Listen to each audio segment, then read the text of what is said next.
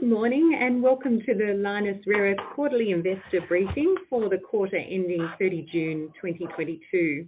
Today's briefing will be presented by Amanda Lacaze, CEO and Managing Director, and joining Amanda are Gaudenz Sturzenegger, CFO, and Sarah Leonard, General Counsel and Company Secretary. I'll now hand over to Amanda. Thanks, Jane. Good morning, everybody. I have the benefit of seeing how many people are on the call, and we've just about cracked the ton again. So clearly, people are interested in on a Monday morning in what's going on at Lynas. So, of course, what a great year. You know, this is the last quarter of what's been an excellent year, and as you look at the report and see the, sort of the evolution from the first quarter through to the fourth quarter, you can see that.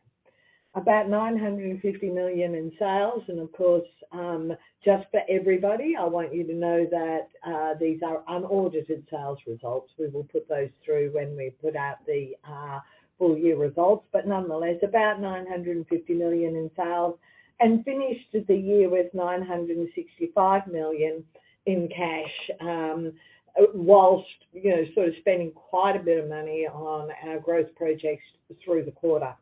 This does set us up excellently for ongoing growth projects as we seek to ensure that we grow at a minimum with the market in the years to come.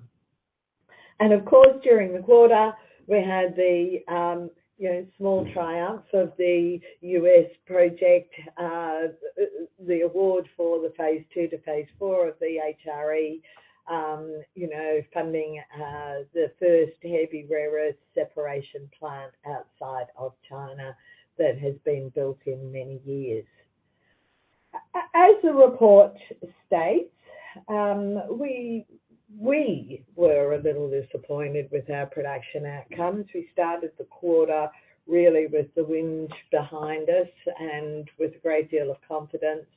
Water, which, pun intended, has been bubbling away in the background as an issue in Malaysia for several years, really created a lot of challenges for us this quarter. The team there has really demonstrated their very best can-do attitude as far as water is concerned. Those who've been with us for a while will remember about 3 or 4 years ago, we built another processed water pond, so we have the ability to have a lot of storage on site. We also have run pipes to some local water storage locations, and we've put in water treatment solutions to ensure that we can use those in our production process. But this quarter's outages were so significant that they did actually cause us to have to shut down production on more than one occasion.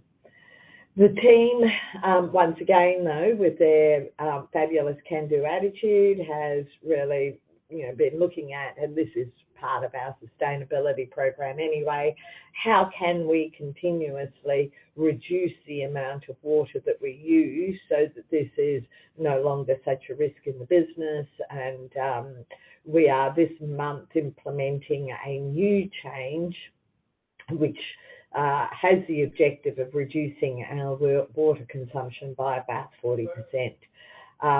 So hopefully that will give us further protection. But frankly, if there's no water coming through the pipes and there's no water coming out the sky, it can be very difficult, even with the best recycling technologies in place. Having said that, still an excellent outcome in terms of production. It was only, some 90 tonnes less than last quarter, and last quarter was our record. And price continued to hold up despite some of the inside China market dynamics.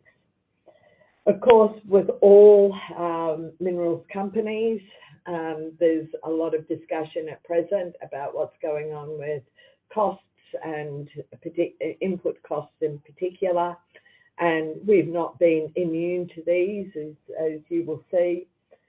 Some of our costs have gone up by, up to, I think one of them went up by about 70%, but on average about 20% increase in our chemical reagents that we use in the process.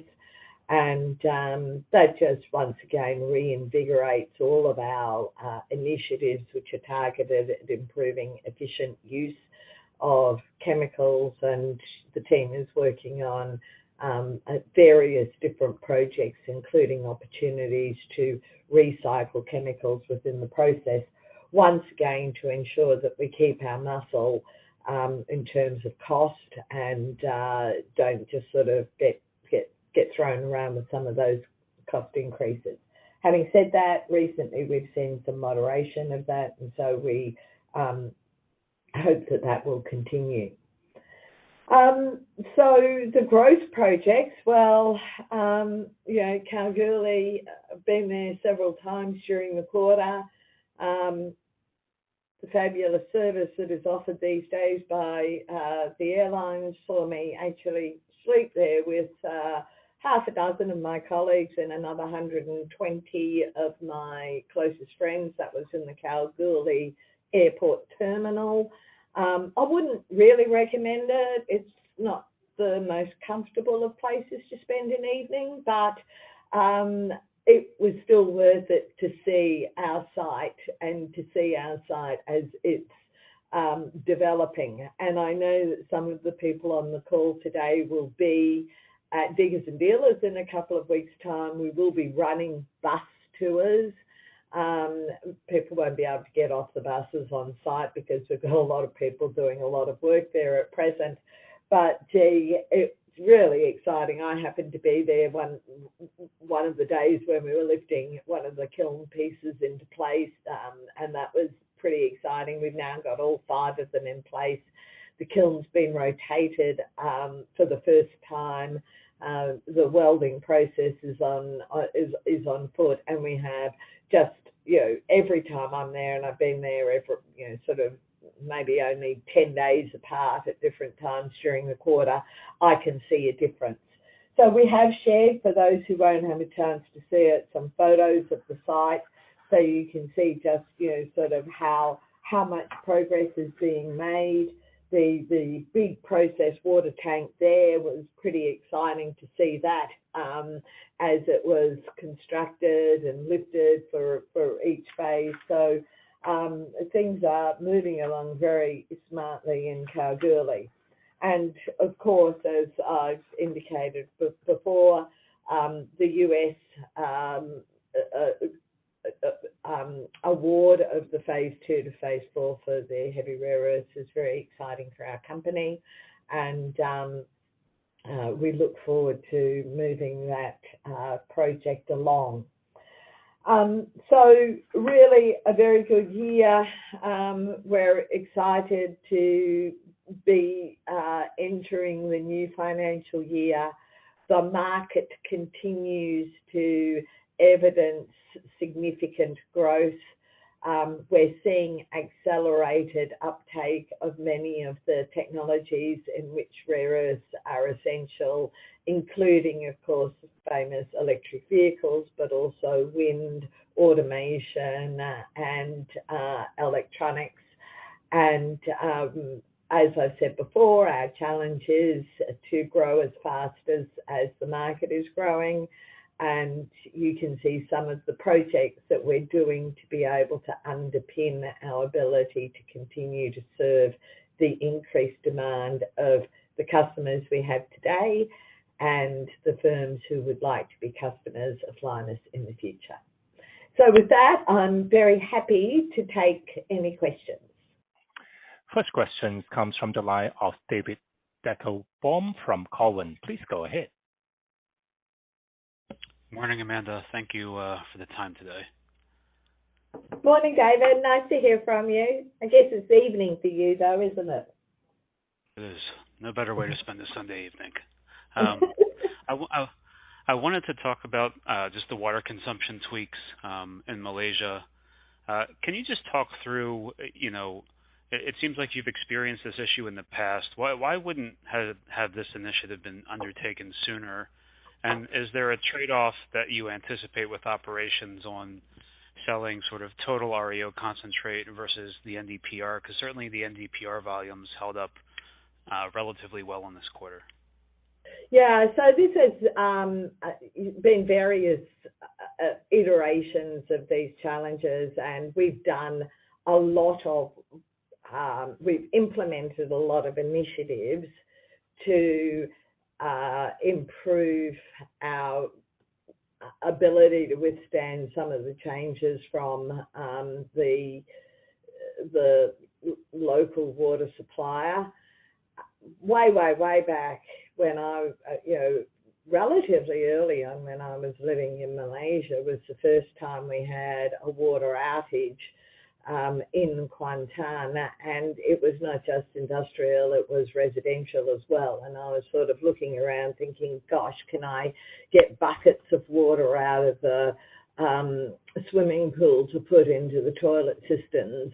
And then discovered that in fact there was a water storage tank in the ceiling, which is pretty common. So that just gives you a sense for the fact that people have an expectation that there may be outages.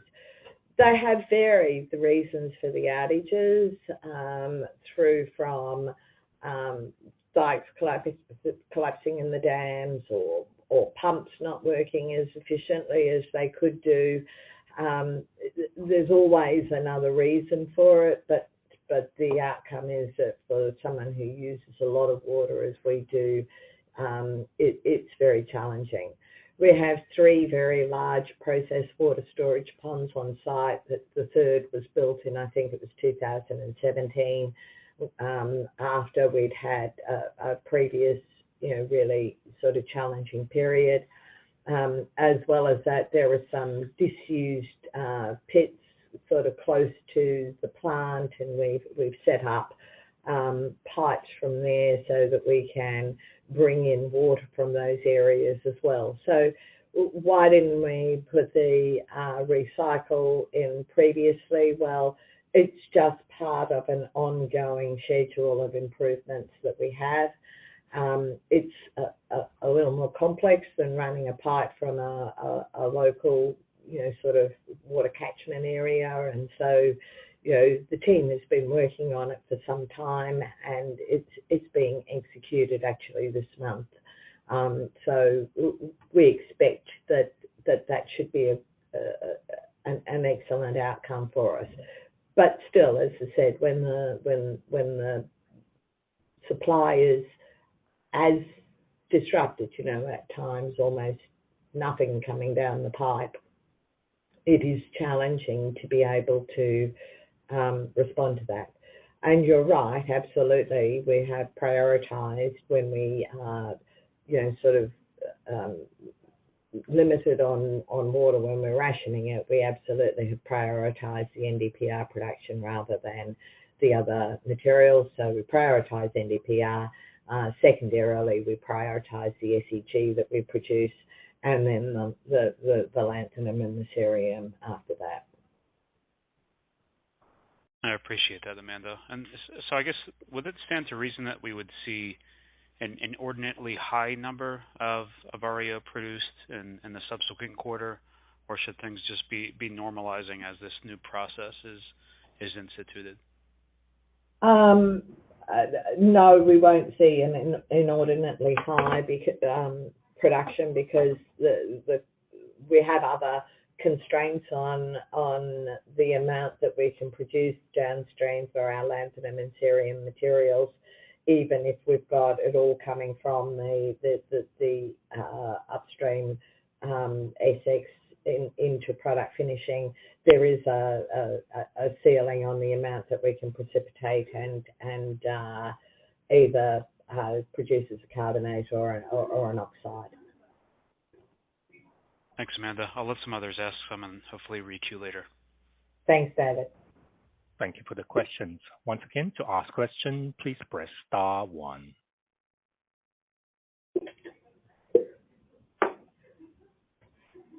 The next question comes from the line of Daniel Morgan from Barrenjoey. Please go ahead. Hi, Amanda and team. You did spend a little bit of time talking about growth, and in your report you outlined that you expect the market to perhaps double over 10 years to 2030. If you were to outline further growth, can you just talk about the bottlenecks in your Lynas 2025 footprint you will have, and where might you think about investing? Is it mostly you'll need to invest in Mount Weld? Is there surplus capacity that is being built in Kalgoorlie? Might you invest further in the US? Thank you. Thanks, Daniel. Yes, we are very well progressed and will provide more detail on this as we move through. But yes, we are, as we identified, I think all the way back in 2019, the next step up, significant step up in capacity is not a debottlenecking task. Primarily, it is we actually have to make some substantive steps. So Mount Weld, certainly continuing to explore the Mount Weld ore body is important. We have more than 25-year mine life at present, and we have excellent prospectivity for increasing that mine life. Last week, the week before last, I was out at Mount Weld and, walking along the bottom of the pit, sort of looking at some of the different areas and what we know about, sort of the grade of the material. So yes, we will be making investments in exploration and processing at Mount Weld as we move through the ore body. Yes, we've got the uplift that we get out of Kalgoorlie, and yes, we will be looking at opportunities to further develop our existing facility in Malaysia, and also the US investment is pure growth. Thank you. And in any investments, what are the major permitting bottlenecks that you might face in the various regions? Oh, permits everywhere they just take time, right? And I actually talked a little bit about this last week as well. And even at Mount Weld, as we think about Mount Weld, the work that we need to do there requires us to increase the disturbance envelope, and there's that just takes time. Out at Mount Weld, as you know, you've been there, we don't have a lot of close neighbours, we don't have any remarkable flora or fauna, but nonetheless it still just takes time to do the work. And so we don't see any showstoppers in terms of permitting. We just see that it's a process that maybe takes longer than we think for the benefit, and that we are a company that really focuses on sustainability. It's one of our core values. We don't seek to get permits to do things which are going to rape, pillage and plunder. We actually want to do things in a responsible and as responsible a fashion as is possible. So we would like to see more streamlined permitting processes really everywhere. It's not specific to any particular geography in which we operate. Thank you. And the Malaysian press has at times written about that you're seeking to amend the requirement to cease cracking and leaching in Malaysia from time to time. Is this something that is, you're definitely seeking it on the table, and is there a point at which you have to go, okay, well, that's an opportunity for us, or might a decision not be made and you have to go, right, well, we have to expand our footprint without Malaysia helping? So position has always been that the Malaysian operations had been a bit of a political football. They are maybe the most reviewed industrial operation in Malaysia. There've been 4 separate scientific reviews, none of which have recommended shutting down any part of the plant. And so, and indeed, each of those reviews has found that Lynas is compliant with all regulations and that the operations are intrinsically low risk. So we don't think there is any evidence for the conditions which were applied to the most recent renewal of the licence. And we continue to engage with the local regulators on that basis. And just a last question on that water issue, which has been an impact during the quarter. Has the issue of water availability extended into this quarter? I.e., should we expect that the September quarter is still going to be impacted by this? And I imagine that the 40% target you're seeking to reduce freshwater use, that is not a costless thing. I.e., you'd be doing it in the normal course of business if it was. So what is the cost in dollars or efficiencies, or why haven't you enacted this in the past? Thank you. Why haven't we enacted it? Just because we have, it hasn't been the highest priority initiative on site, So as with anything, you can't do everything all at the same time.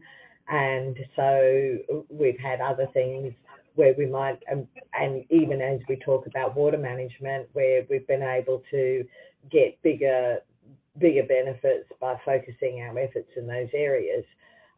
It has been on our to-do list for a little while, and now it is at the top of the to-do list.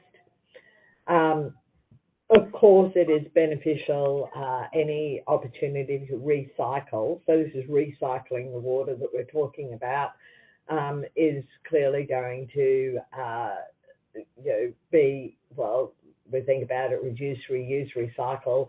So recycling water, or at some time in the future, we're hoping that we'll be able to identify a process where we'll be able to recycle chemicals, for example, is beneficial in the business. So there's no magic for why it wasn't done any time sooner. It's just been a case of having the resources available to do the work, where those resources may have been doing other work that we saw at the time as being higher value add. So really, that's the situation. Will it continue? Possibly. It's unpredictable. That's the biggest issue, which is why we've put in all of these strategies to mitigate the risk. It's unpredictable. One day we might be getting 600 cubes an hour, and the next day we might be getting 50 cubes an hour. So it's the unpredictability which is the challenge, and so that's why we're trying to buffer that with, as we talk about this over, sort of a journey, starting with increased, sort of storage on site through to now, sort of the greater recycling. Okay, thank you very much. Amanda, didn't expect to be back so soon, but No, everyone's very quiet today, David. Yeah, well, at least you have plenty of apt listeners out there. I'd like just some comments around the market. When you think about the first quarter and second quarter, or the June quarter rather, your fourth quarter, obviously some impact from COVID-related shutdowns in China.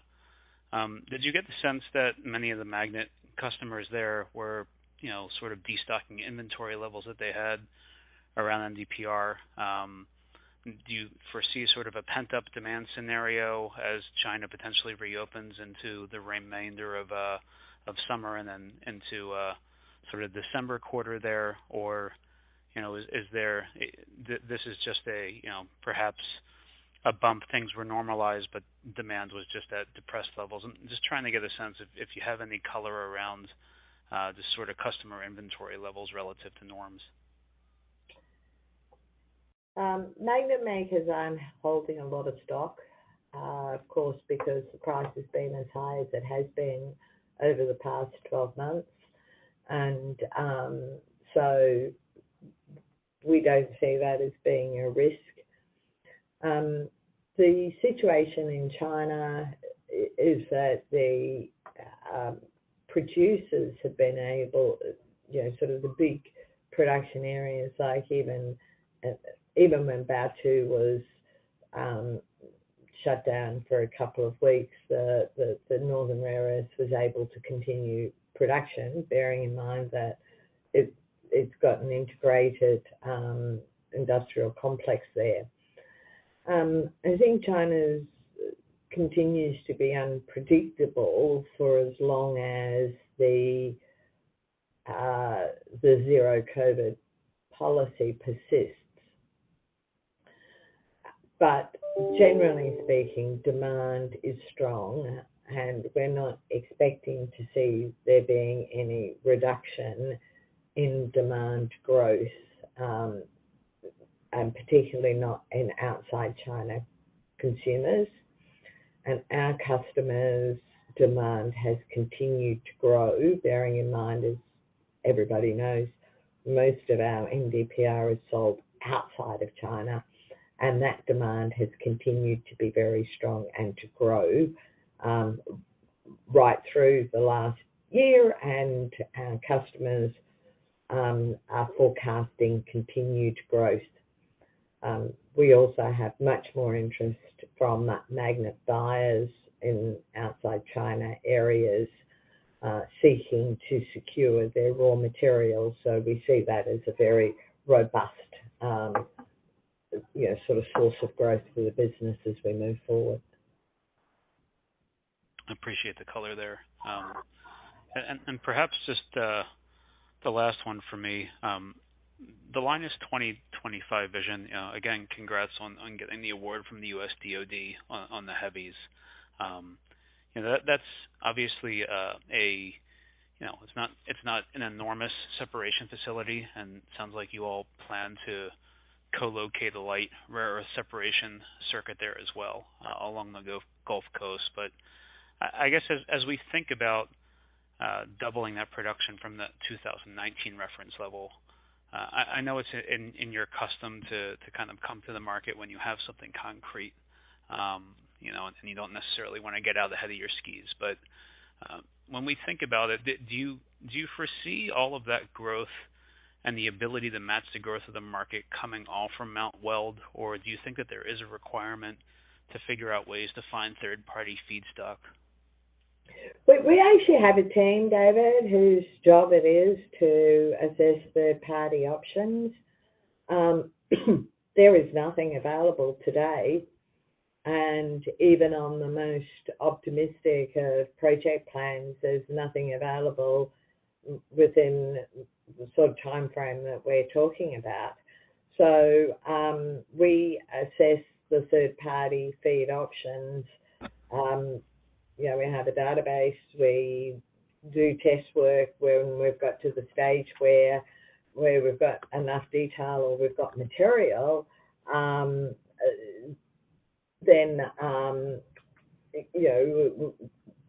there's no third-party feedstock available.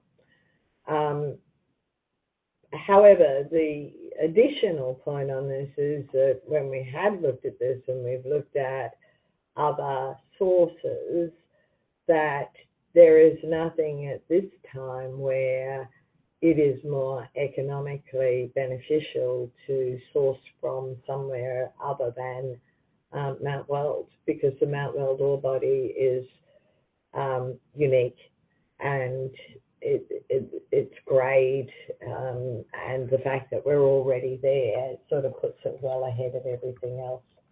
So we're looking at it. We're happy to process in our new plant configuration. We will be able to accept concentrate, and we will be able to accept mixed rare earth carbonate, but nobody has material available for us to purchase at this time.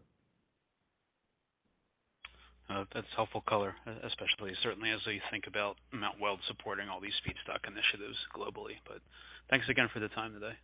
Thanks, David. The next question comes from the line of Jay Allenson. Please go ahead. Hi, Amanda. It's Jay from Colorado. Hey, Jay. How are you? I'm doing well. How about yourself?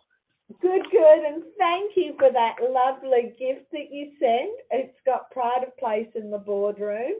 For everybody else who doesn't know, Jay found a wonderful gift box with a sample of each of the rare earth elements, and it's just lovely. So as I said, thank you for thinking of us.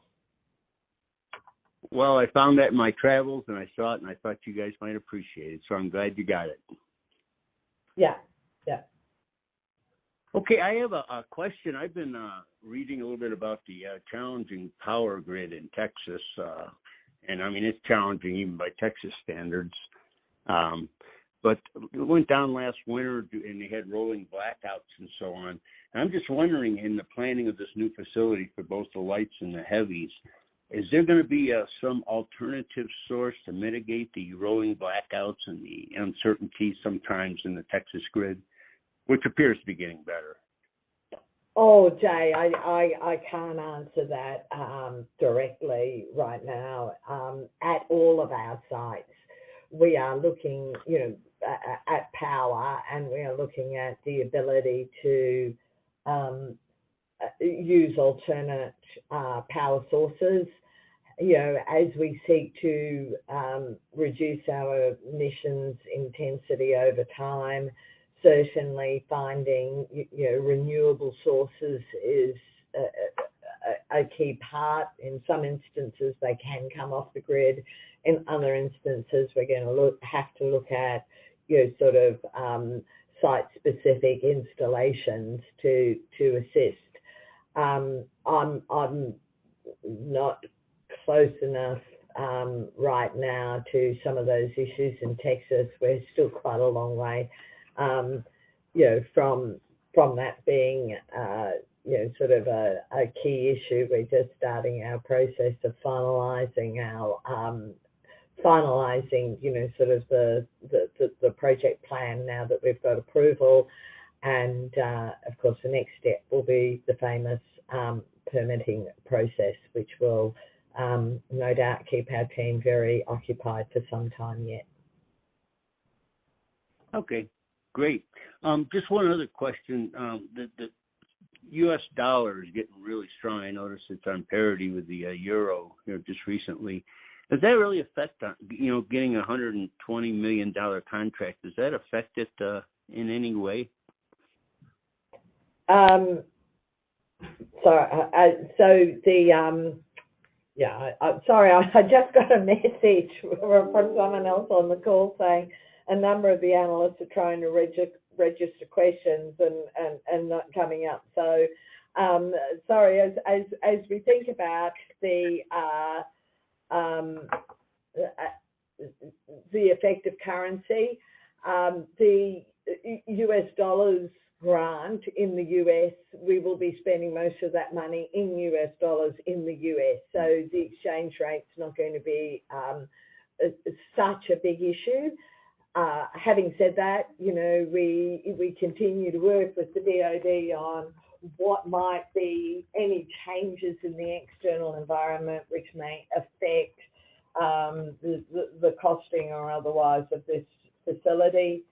In terms of the rest of our business, generally speaking, a strong US, because we've talked about this previously, we operate, the price of rare earths is truly sort of set in renminbi, even though it's reported in US dollars. And of course, we operate in Malaysian ringgit in Malaysia and Australian dollars in Australia. So we do get a number of natural hedges. It's I don't think in the time that I've been here that all of the currencies have been going in the same direction at the same time. But I think specifically to your US question, it is US dollars in the US, so the exchange rate is less relevant. Okay. Thanks so much, Amanda. We do have a question from the line of Paul Young of Goldman Sachs. Please go ahead. Yeah, morning, Amanda and team. I went through the US number and now it's working, so good morning. Amanda, the first question is on this water issue again. I still don't follow as to what is the exact issue on the supply. Is this a political issue or is it actually an equipment issue with the supplier? Oh, it's equipment. It's not political. As said, and it's been a rolling number of issues. Our team is working very closely with the supplier's pipe, PAIP, not PIPE. When last I was in Malaysia about 3 weeks ago, I met with the CEO as well. He's assured us that the new pumping system, which will be in place in August, will make this a thing of the past. But we are necessarily cautious in believing that anything that there's a magic solution, because we've been dealing with this off and on for, as I said, sort of at least the last 6 years. And it's a rolling number of issues. It started off the first time that there was an issue. One of the berms in the water storage facility collapsed and needed to be replaced. The latest is really to do with the age of the pumping equipment, and it's being replaced. Okay, thanks. And then how do you reduce your water consumption by 40% so quickly? Is it the fact that you weren't recycling any of the processed water? Well, we have some recycle, but yes, this is a significant step up in recycling in SX. And, I will just highlight for everyone that the objective is the 40%. It doesn't mean it will do that on day one. These changes always, we have to, sort of phase them through, and we certainly don't want to create, sort of further challenges for ourselves in terms of throughput. But it is really, when we talk about this isn't like just all of a sudden. I mean, because it is upstream SX where we're doing this, it's either going to work it will work. We're confident of that, but we did a lot of bench work and tests before we implementing this at a plant scale. So we go into it with a relatively high degree of confidence. Yeah. Okay, thanks, Amanda. And then back onto Kalgoorlie and just the timing of that project relative to the broader 2025 plan for Lynas. Just an observation, looking at the progress on the project in the quarter, some really good progress in mechanical completion, which is great to see the sort of erection accelerating there.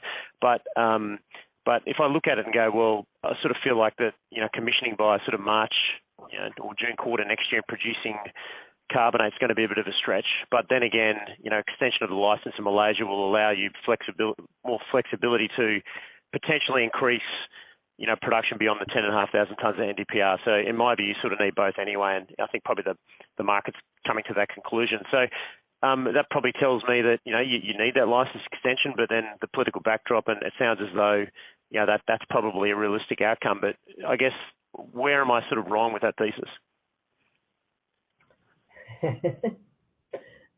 nothing's in the bank quite yet. So certainly anything that allows us to continue to use installed assets is beneficial and a high value add for our customers.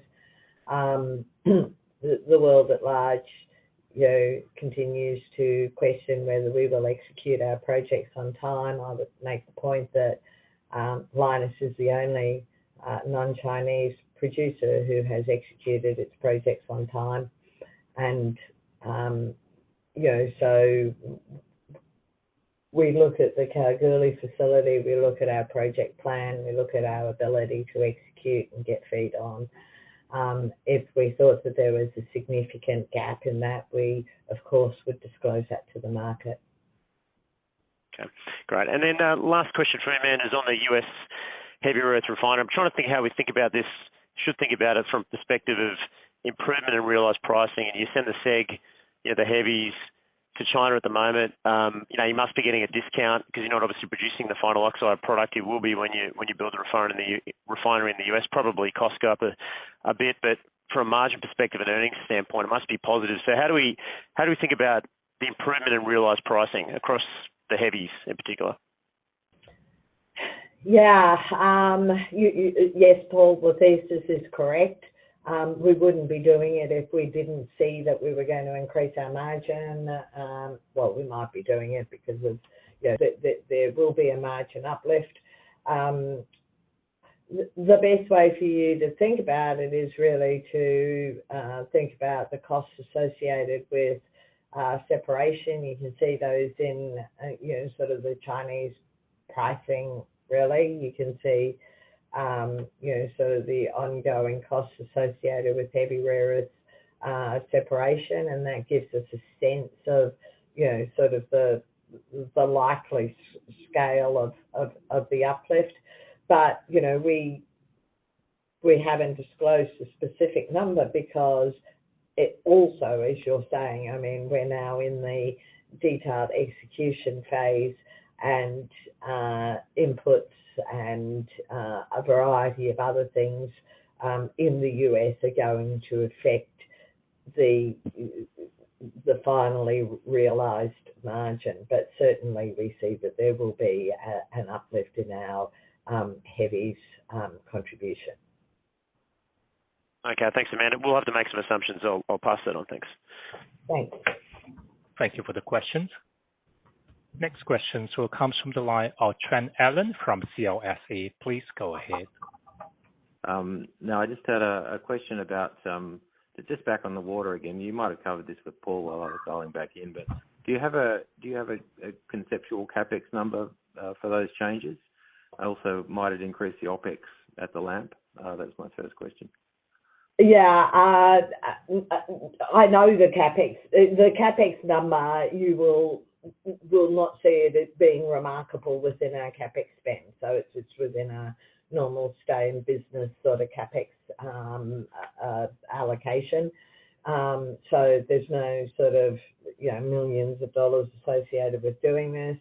The second thing is actually it should reduce our operating costs, but water's not that expensive in Malaysia, so once again you won't see that as being a significant outcome. The driver for doing this is because it's going to give us more stability in process, okay. Not cost. That's cool. I mean, is it reasonable to think? I mean, it might take a little while to ramp up the way these chemical processes do. Might it be finished sort of by the end of this calendar year or earlier than that? It should be, the process should be, the work required to do this should be completed within this month. And you're right, the uncertainty is always, can you just cut over 100%, or do you find yourself with some challenges and you have to go back to your previous process while you address those challenges? We've seen that. We see that with any number of initiatives that we do within the business. But that's just part of our normal management, and it once again should be invisible to you and to the market. We just should be managing that as part of our change management framework. Okay, thanks. Also, Paul touched on the Lynas 2025 and your deadlines there. It looks like Kalgoorlie is tracking pretty well. What about the PDF in Malaysia? You've started construction there. Will that be, you're expecting that to be finished by the deadline next year? And can you remind me of what that is, that time? Yeah, so the PDF, once again, when I was up there about 3 weeks ago, and with the board, indeed, we toured the PDF site. Really, progress is going very well. The PDF contractor is using a contractor who has done work previously on the Lynas site, so is very familiar with, sort of the design elements, and progress is very good.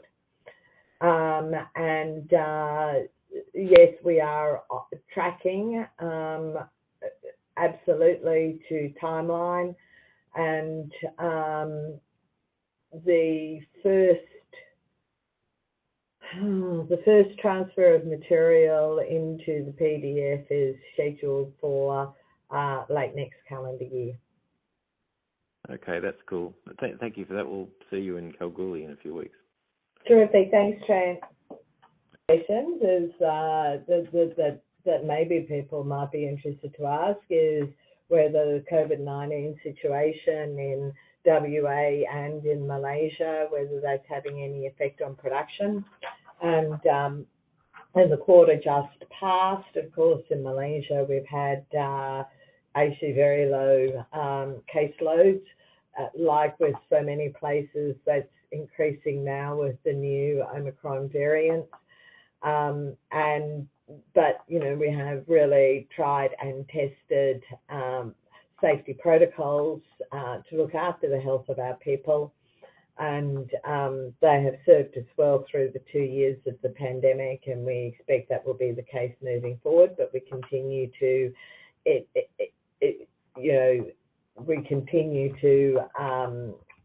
encourage our people to get their boosters. In WA, once again, we are seeing, continuing relatively high caseloads. Once again, we have well-established protocols that are protecting our people on site, and our people voluntarily continue to wear masks in relevant situations, and that really is about ensuring that they're protecting each other as much as it is about protecting themselves. So that was one question I thought that maybe some people would be interested to hear. So thanks, everybody, and have a great week.